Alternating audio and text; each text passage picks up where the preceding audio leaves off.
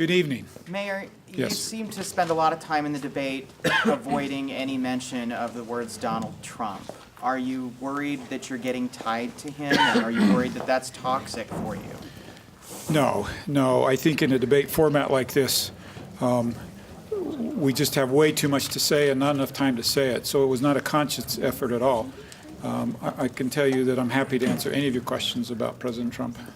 You say way too much to say and not enough time to say it, but you passed twice on an opportunity to elaborate on your answers, Yeah. and those were pretty Trump-centric questions. Remind me what they are, and I'll be happy to answer. I don't remember what those two were. I think the one was it immigration? Over the wall. Jim The Bennett, I wall. think, brought up your Yeah. wall. Oh, I see. That was where Dr. Magleby cut it off for the break. I would have loved to have spent a lot more time on that. What would you say to that? So I've been clear from the beginning, and I think it's a little disingenuous of my opponent to say he doesn't know because he's been in all those debates. I believe one of the four elements of where we need to go with immigration reform is our more secure borders.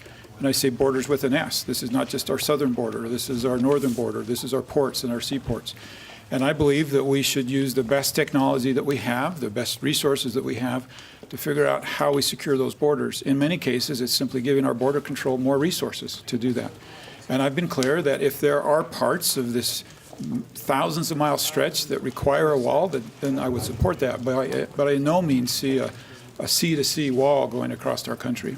And I've repeated that in at least 5 debates with my opponents, and in the Republican primary with another half dozen debates, and it's been on my website. So it's a little disingenuous to say that he doesn't know what my position is. Why don't you clarify where you are on the Trump agenda? Sure. Since that came up a lot. Absolutely. Today. I'd be happy to. I think it depends on who's defining the Trump agenda. If you're defining the Trump agenda as divisiveness, of meanness, of bullying, of not respecting women and minorities, of course, I abhor that.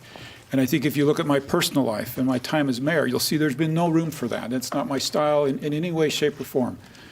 But if you're talking about the Trump agenda by terms of a strong economy, today I think you all saw that we busted through yet another record in the Dow Jones Industrial Average.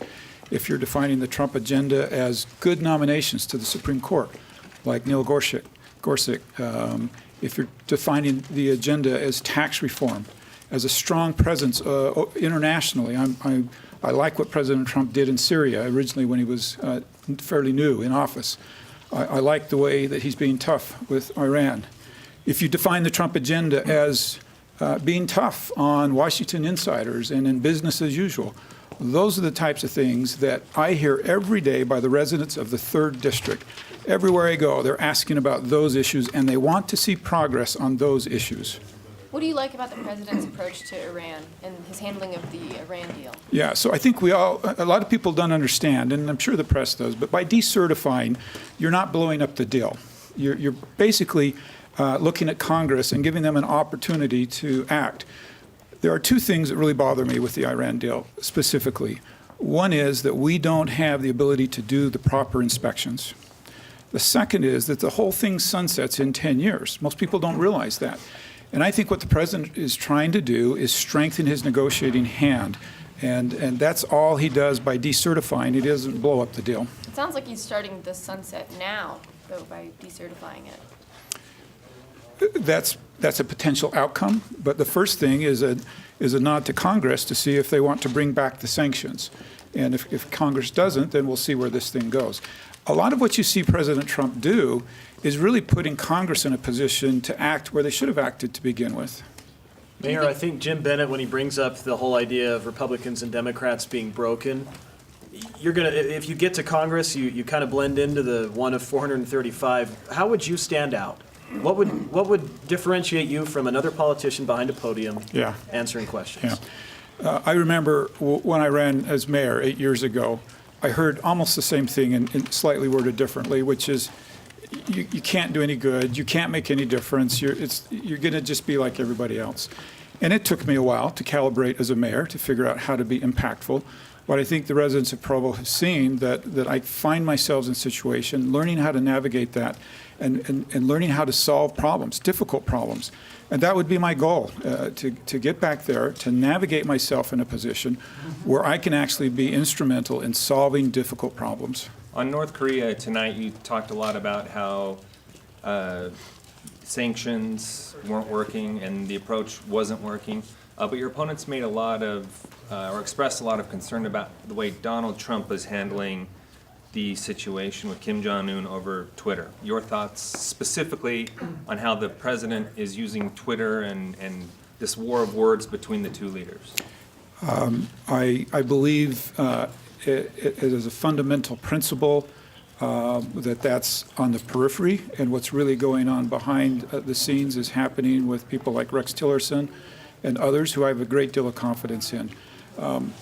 I personally can see why that concerns them, but I'm also in a position where I see how far out that is on the periphery and just the reality of who President Trump is.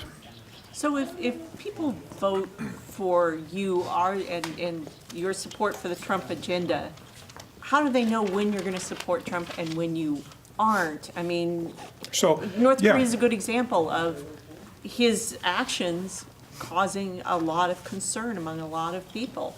And you're saying it's on the periphery. I don't follow. So let me be clear. I think when President Trump is acting in a way that benefits the 3rd District, he'll see me there as his biggest advocate. And I've listed off what some of those things are.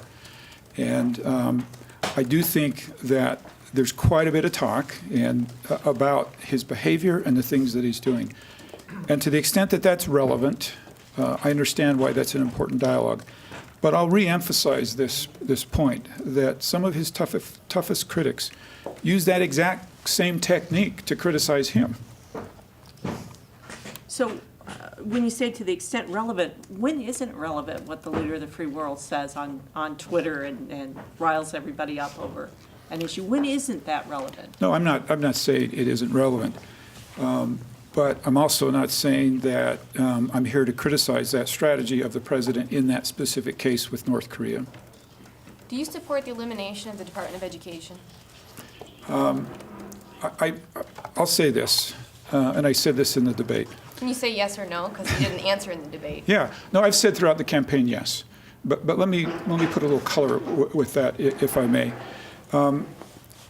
I've seen firsthand as mayor that the best decisions are local decisions, and I don't know that that's any more relevant than in the case of education. The best decisions, in the last debate, we were asked if the federal government should rule in on charter schools and how we should rule in on charter schools. And I say to myself, that's ridiculous. The state, the school districts, the parents should be making those decisions, not somebody in Washington, D.C. As a mayor, I see firsthand what happens to those tax dollars when they go back to Washington. When we build a road with federal funding, we just all roll our eyes and know that road's going to cost us 30, 40, 50% more than if we build that with local dollars. And so I have this extreme bias against money leaving my city, my county, my state, going back to Washington and coming back to us with strings attached and being filtered out and money staying in Washington, D.C.